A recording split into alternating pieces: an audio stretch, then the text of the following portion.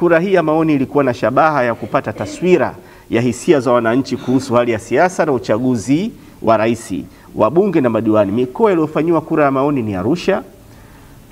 Kumbuka tulisema 19, 17 bara, miwili Zanzibar, Tanzania Zanzibar. Kwa hiyo ilikuwa Arusha, Dar es Salaam, Dodoma, Geita, Iringa, Kagera, Kaskazini Pemba, Kaskazini Unguja, Kigoma, Kilimanjaro, Mara, Mbeya, Morogoro, Mtwara, Mwanza, Pwani, Ruvuma, Tabora na Tanga.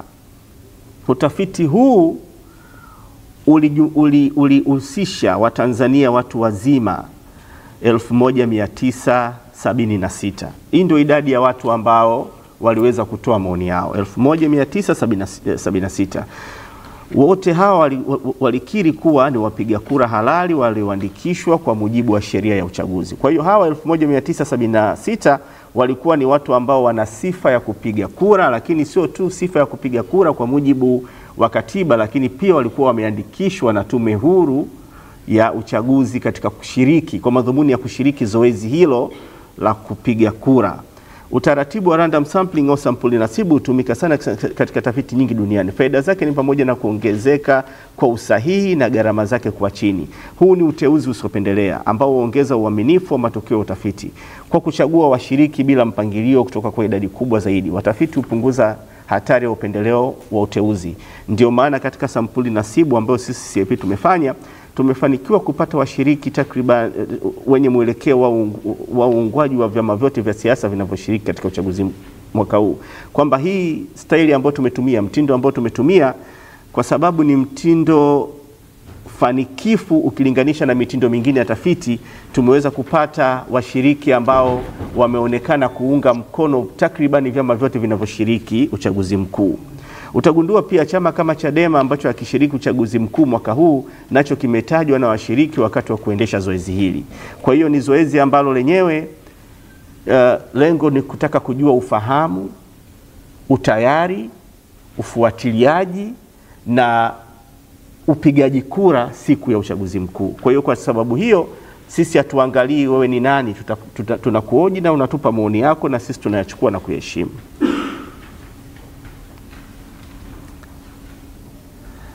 Ni dhahiri kuwa kura ya maoni ya uchaguzi huweza kutoa mwelekeo wa namna matokeo ya uchaguzi yatakavyokuwa. Haya ni maoni ya wananchi waliohojiwa na si maoni ya taasisi. Kwa hiyo hii ni disclaimer muhimu sana katika wasilisho letu. Tunachoenda kutoa hapa ni kile ambacho wananchi walitupa na sio taarifa zetu ambazo kama taasisi tunazozitoa. Kitakachotangazwa hivi punde kama matokeo ya utafiti ni maoni ya wananchi ambao pia ni wapiga kura. Kazi yetu kubwa ni kuwafikishia matokeo haya ili nanyi vyombo vya habari msaidie kuwafikishia umma matokeo haya. Mkumbuke kuwa vyombo vya habari ni taasisi nyeti sana, hasa katika kukuza demokrasia. Tunatambua kazi zenu njema na tunawasihi muendelee kuwahabarisha Watanzania kuhusu mambo tofauti wakiwemo yale ya nyakati hizi za uchaguzi. Sasa matokeo ya kura ya maoni. Takwimu za kawaida, jumla ya waliohojiwa ni watu 1976.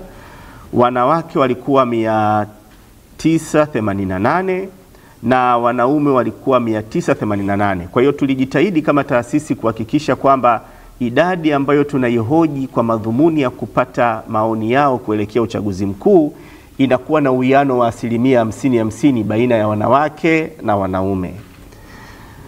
Kati ya hao watu 1976 waliohojiwa, 29% walikuwa na umri kati ya miaka 18 hadi 25. Na 32% walikuwa na umri kati ya miaka 26 hadi 35. Na 13% walikuwa na umri kati ya miaka 36 hadi 45. 17% walikuwa na umri kati ya miaka 46 mpaka 56. Na 9% walikuwa na umri wa miaka 56 na kuendelea. Takwimu za kiwango cha elimu zinaonyesha 14% katika wale 1976, 14% walikuwa na elimu ya msingi, 57% walikuwa na elimu ya sekondari, 28% walikuwa na elimu ya chuo kikuu na 1% walikuwa na elimu nyingine. Kwa hiyo mnaweza mkaona pia sio tu kwamba ni utafiti uliojumuisha makundi yote ya watu ambao wana sifa ya kupiga kura kwa mujibu wa katiba, kwa maana kuanzia miaka 18 na kuendelea, lakini pia ulijumuisha watu wenye ngazi mbalimbali za elimu.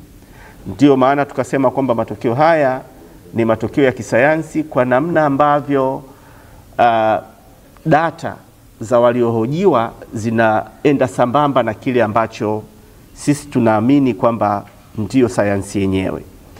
Mwelekeo wa siasa, asilimia 81 ya walioshiriki walijipambanua kuwa ni wafuatiliaji wa michakato ya kisiasa nchini. Asilimia 81, kwa sababu tunapowahoji lazima tuwaulize, je, mnafuatilia siasa? Asilimia 81 walisema ndio, sisi tunafuatilia siasa nchini. Asilimia 19 hawakuwa wafuatiliaji wa michakato ya kisiasa kati ya wale 1976. Kati ya wafuatiliaji wa michakato ya siasa, asilimia 43 walikuwa wanawake. Yani wale asilimia 81 ambao walisema sisi tunafuatilia siasa, asilimia 43 walikuwa wanawake na asilimia 57 ni wanaume. Aidha, na hii of course ni swala la kawaida, wanawake mara nyingi ni wapiga kura zaidi kuliko kufuatilia siasa. Aidha, katika kundi la wafuatiliaji, asilimia 19 ni watu wenye elimu ya msingi, asilimia 55 wenye elimu ya sekondari, asilimia 26 walikuwa wenye elimu ya chuo kikuu.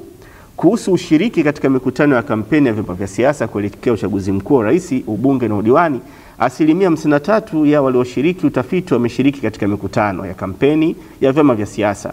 Kwa hiyo pia tunapata figa kwamba tulikuwa tuna watu ambao tumewahoji, asilimia 53 ni watu ambao sio tu kwamba wanafuatilia, lakini pia wanashiriki kifizikia katika mikutano ya kampeni. Kati ya waliohudhuria kwenye mikutano ya kampeni, asilimia 76 walihudhuria mikutano ya kampeni ya CCM. Asilimia 2 walishiriki mikutano ya kampeni ya Chauma, asilimia 15 wameshiriki mikutano ya kampeni ya ACT Wazalendo, asilimia 7 wameshiriki katika mikutano ya kampeni ya chama zaidi ya kimoja. Matokeo ya utafiti yanaashiria kuwa asilimia 46 ya walioshiriki kura ya maoni wameonyesha kushawishiwa na sera za vyama vya siasa, ambapo asilimia 54 wameonyesha kutoshawishiwa na sera za vyama vya siasa. Kwa hiyo watu wameshiriki na katika kampeni, asilimia 46 walishawishiwa, asilimia 54 wameonyesha kwamba wao hawakushawishiwa na kile walichokisikia katika kampeni. Aidha, kuhusu kushiriki kupiga kura tarehe 29 Oktoba mwaka 2025, asilimia 83 ya walioshiriki kura ya maoni wamethibitisha kushiriki katika kupiga kura, kwamba katika wale watu 1976 asilimia 83 wamethibitisha kwamba watashiriki kupiga kura. Kumbuka asilimia 100 ya watu ambao tumewahoji ni watu ambao sio tu walikuwa na sifa ya kupiga kura, lakini walikuwa wamejiandikisha na wana vitambulisho vya mpiga kura. Kura ya maoni ya urais. Ikiwa uchaguzi mkuu utafanyika hivi sasa, asilimia 84.5 ya walioshiriki kura ya maoni wameonyesha kuwa watampigia kura mgombea wa Chama cha Mapinduzi CCM. Asilimia 8 walibainisha kuwa kura yao ni siri yao. Asilimia 3 watampigia mgombea wa Chama cha Ukombozi wa Umma kwa maana ya Chauma. Asilimia 3 watampigia mgombea wa Civic United Front kwa maana ya CUF. Asilimia 1.5 National Convention for Construction and Reform NCCR Mageuzi. Kwa hiyo hii ndio ambacho tulikiona hasa katika matokeo ya urais. Tulikuwa tuna watu 1976 na asilimia 84 walisema sisi tutampigia mgombea wa Chama cha Mapinduzi, na asilimia 8 walisema sisi bwana ni siri yetu, hatusemi. Lakini asilimia 3 watasema sisi watu tutampigia Chauma, 3 wakasema tutampigia CUF, na asilimia 1.5 walisema NCCR Mageuzi. Lakini tumewaleteeni jedwali wanahabari, na kwa sababu tutatumia pamoja taarifa yetu ambayo tumeshaichapisha, mnaweza mkaliona jedwali vizuri, mchanganuo wa asilimia za kura kwa mikoa. Na kumbuka wakati naanza kutoa wasilisho hili nilisema kwamba mara nyingi matokeo ya tafiti kama yatapungua ni kwa asilimia 5 na yakiongezeka pia ni kwa asilimia 5, na ndio sababu kubwa ya sisi CIP Africa, kwa maana tokea tumeanza kufanya taifa, hizi tafiti kuendelea kuaminika na taasisi za umma, lakini pia kuaminika na Watanzania. Kwa mfano mkoa wa Arusha, asilimia 76 walisema wataipigia CCM, asilimia 10.8 Chauma, CUF haikuwepo, NCCR Mageuzi hakukua, lakini kura ya siri ni 13.2. Ukienda mkoa wa Dar es Salaam, asilimia 70 walisema wataipigia CCM, asilimia 9.6 Chauma, lakini asilimia 5.3 CUF, asilimia 2.7 NCCR Mageuzi, na kura ya siri ilikuwa ni 12.4. Mkoa wa Dodoma ambao pia tulifanya utafiti, asilimia 91.4 wamesema wataipigia kura CCM, lakini asilimia 4.9 walisema wataipigia kura Chauma. Upande wa CUF hakuwepo, lakini NCCR Mageuzi alikadhalika hakukuwa na watu waliosema kwamba watapigia, na waliosema sisi kura ni siri yetu walikuwa ni asilimia 3.7. Geita asilimia 75.6 walisema kwamba wataichagua CCM, lakini asilimia 3 walisema ni Chauma. CUF hakuwepo. Asilimia 2.5 NCCR Mageuzi, lakini waliosema tutapiga kura ya siri walikuwa ni asilimia 18.9. Tukienda mkoa wa Kagera, asilimia 79.5 walisema wataipigia kura CCM, asilimia 1.8 Chauma, asilimia 11 CUF, NCCR Mageuzi hakuna, lakini waliosema sisi bado tunafahamu kwamba kura ni kitu cha siri, tutasema tunampigia nani, walikuwa ni asilimia 7.7. Iringa, asilimia 90.4 walisema wataipigia kura CCM, Chauma hakuna, lakini CUF ni 2.6, NCCR Mageuzi ni 2.2, na kura ya siri ni 4.8. Kaskazini Pemba, asilimia 72 walisema wataipigia kura CCM, Chauma haikuwepo, lakini CUF asilimia 18.3, NCCR Mageuzi haikuwepo, kura za siri zilikuwa ni 8.7. Kaskazini Unguja, asilimia 89.8 walisema wataipigia kura CCM, Chauma haikuwepo, lakini asilimia 2.6 CUF, NCCR Mageuzi haikuwepo, kura za siri ni 7.6. Kigoma, asilimia 93 walisema kwamba wataichagua CCM, lakini Chauma ni asilimia 1.6, asilimia 1 CUF, asilimia 2.4 ni NCCR Mageuzi, na kura ya siri ni asilimia 2. Kilimanjaro ilikuwa ni asilimia 74.3 CCM, asilimia 6.8 Chauma, asilimia 4 CUF, asilimia 5.6 NCCR Mageuzi, na 9.3 kura ya siri. Mbeya, asilimia 83.7 walisema wataipigia kura CCM, asilimia 4.8 Chauma, CUF haikuwepo, 5.3 NCCR Mageuzi, lakini 6.2 walisema ni kura ni siri yao. Morogoro, asilimia 87 walisema wataipigia kura CCM, asilimia 2.2 walisema ni Chauma, asilimia 3.2 walisema CUF, lakini asilimia 1.6 walisema NCCR Mageuzi, na kura ya siri ni asilimia 6. Mtwara ni asilimia 98 walisema CCM, Chauma hakuna, asilimia 1.3 walisema CUF, NCCR Mageuzi hakuna, na kura ya siri ilikuwa ni asilimia 1. Mwanza, asilimia 70.3 walisema wataipigia kura CCM, asilimia 5.7 Chauma, lakini asilimia CUF hakuna, asilimia 2.6 walisema NCCR Mageuzi, na waliosema tutafanya siri ni asilimia 21.6. Pwani, asilimia 93 walisema wataipigia kura CCM, asilimia Chauma hakuwepo, asilimia 4.2 walisema CUF, asilimia 1.6 NCCR Mageuzi, na waliosema kura ni siri yetu ni asilimia 1.3. Rukwa, asilimia 89.4 walisema wataipigia kura CCM, lakini pia asilimia 1.4 walisema ni Chauma, CUF haikuwepo, NCCR Mageuzi ilikuwa pia haikuwepo, na waliosema kura ni siri yetu walikuwa ni 9.2%. Ruvuma 89% walisema wataipigia kura CCM. Chauma hakuna, CUF hakuna, NCCR Mageuzi hakuna. Waliosema kwamba kura ni siri yetu ni 11%. Tabora 87.6% walisema wataipigia kura CCM. 3.4% ni Chauma, 1.8% CUF, 2.3% NCCR Mageuzi, lakini 4.8% walisema kura ni siri yetu.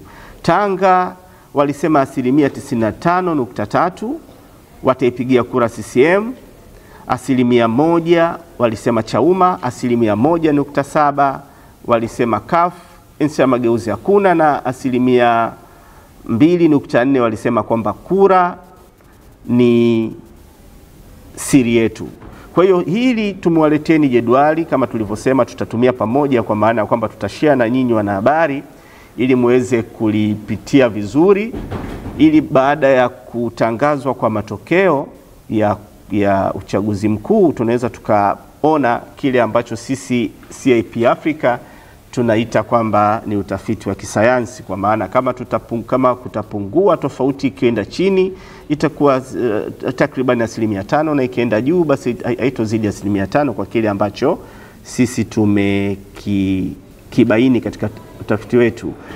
Aidha, wananchi waliohojiwa walipendekeza rais ajaye ashughulikie zaidi vipaumbele vifuatavyo. Maji walikuwa ni 78% ya walioshiriki kura ya maoni. Elimu bora pia ni 78% ya walioshiriki kura ya maoni. Miundombinu ya barabara na madaraja walikuwa ni 69% ya walioshiriki kura ya maoni. Huduma bora ya afya walikuwa ni 63% ya walioshiriki kura ya maoni. Rushwa 60% ya walioshiriki kura ya maoni. Demokrasia ni 47% ya walioshiriki kura ya maoni. Aidha, washiriki wengi wameonyesha hofu kubwa ya wanafunzi kujiingiza katika matumizi ya madawa ya kulevya, hususan bangi. Kwa hiyo walisema kwamba rais ajaye wangefurahi kumuona anazingatia katika kuondoa tatizo hili. Suala hili limeibuliwa na wananchi wa wilaya ya Ilala katika jimbo la Ilala na Segerea. Of course hawa walioonyesha hofu ya wanafunzi kujiingiza katika matumizi ya mihadarati wengi walitoka wilaya ya Ilala na Segerea. Kura ya maoni ya ubunge na udiwani. Kumbuka kule kulikuwa ni kura ya maoni ya urais, sasa tupo katika ubunge na udiwani.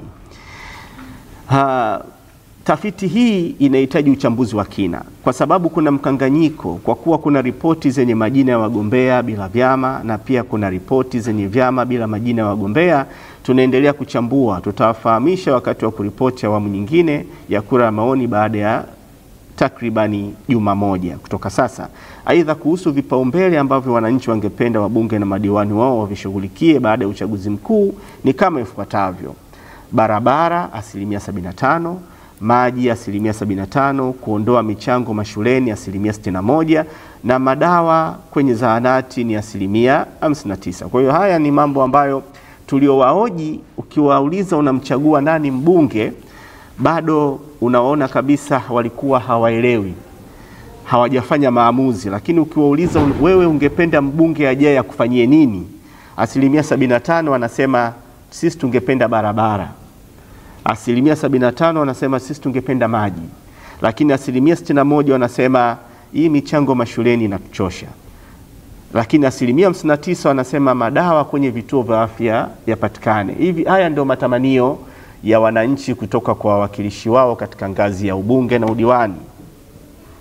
Uendeshaji wa uchaguzi mkuu 2025, 91% ya walioshiriki kura ya maoni wameonyesha kuridhishwa na jinsi Tume Huru ya Taifa ya Uchaguzi inavyosimamia zoezi la uchaguzi hadi sasa. Kwa hiyo 91% wameonyeshwa kutokuwa na wasiwasi na kuridhika na namna ambavyo Tume ya Uchaguzi inaendesha mchakato wa uchaguzi hadi sasa katika eneo la utoaji elimu kwa mpiga kura, eneo la kuwafanya wapiga kura wafahamu haki, wajibu na wajibu wao katika upigaji kura, lakini taarifa ambazo zinatolewa kuhusiana na uchaguzi mkuu. Na tume wamekuwa na simu yao ambayo mtu unapiga bure pale ambapo unahitaji kupata taarifa yoyote kuhusiana na uchaguzi mkuu, na watu wamekuwa wanapiga ile kinaitwa ni simu ya huduma kwa wateja. Kwa hiyo 91% katika hayo ambayo nimeyabainisha wameonyesha kuridhishwa na namna ambavyo tume imekuwa ina ratibu uchaguzi mkuu hadi sasa. Hitimisho, CAP Africa inawashukuru kwa dhati wananchi wote walioshiriki katika kutoa maoni yao. Tunawashukuru sana. Tunashukuru mamlaka za serikali kuu na serikali za mitaa kwa kuunga mkono kura hii ya maoni ambayo ni sehemu ya ustawishaji demokrasia, kwa sababu tusingeweza kuendesha bila kupata vibali kuanzia ngazi ya serikali ya mtaa mpaka ngazi ya serikali kuu, na vibali vilipatikana. Tunawashukuru sana.